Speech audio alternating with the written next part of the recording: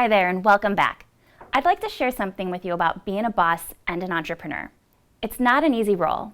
You're constantly problem solving, thinking on your feet, and being diplomatic without being taken advantage of. You're being watched and scrutinized.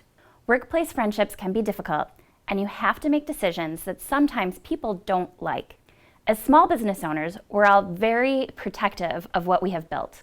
So when we are the boss of our companies, it can be difficult to erase our emotions from the way we lead our teams, which is why I don't like calling myself a boss, actually.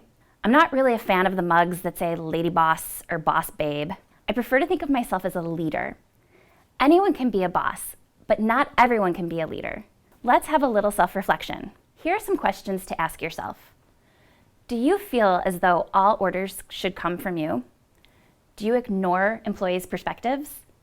Are you focused on authority? If you have answered yes to these questions, it's time to sit back and think about your role as a boss versus as a leader. It's easy to see how this mindset can happen.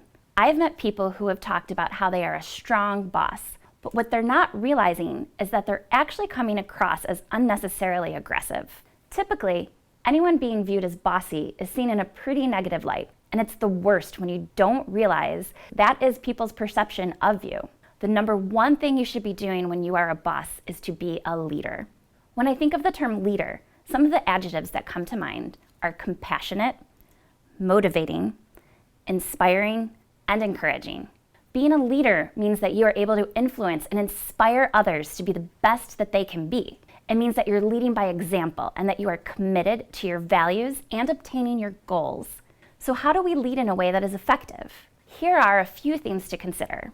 Being a good leader begins with trust. In order for your team to have trust in you, make sure that you are always transparent about your requests.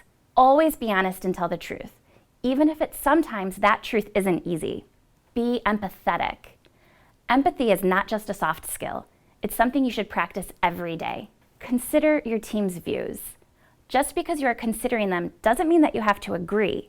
As basic as empathy seems, it's helping you create that trust. Listening is an essential leadership skill, and appreciate what information is being passed to you.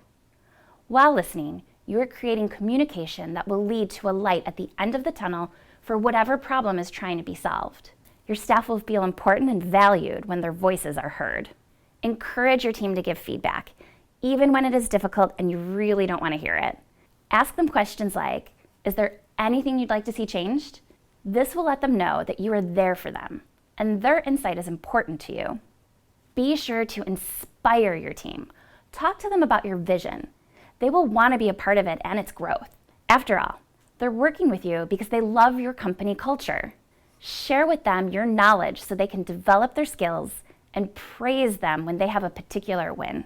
Make sure they know they are part of the team for a reason, and they will be motivated to be the best that they can. Sometimes being a leader means that we also have to reprimand our team. Make sure that you are offering constructive criticism rather than scolding. I personally like to have the mindset that they did not intentionally make a mistake. So I like to speak about how the problem didn't work and ask what solution we can do to make it better. Don't hold a grudge if a mistake was made. That's counterproductive.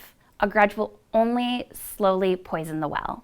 Let go and make the reprimand a learning experience.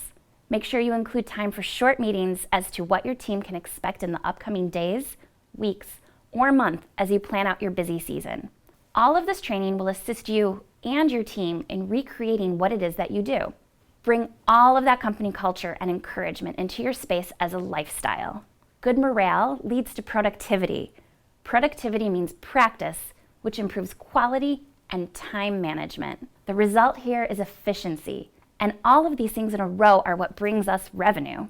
So be sure to be a strong leader that promotes good morale, quality, and leaves your team with a feeling of empowerment. Thanks so much, and I'll see you next time.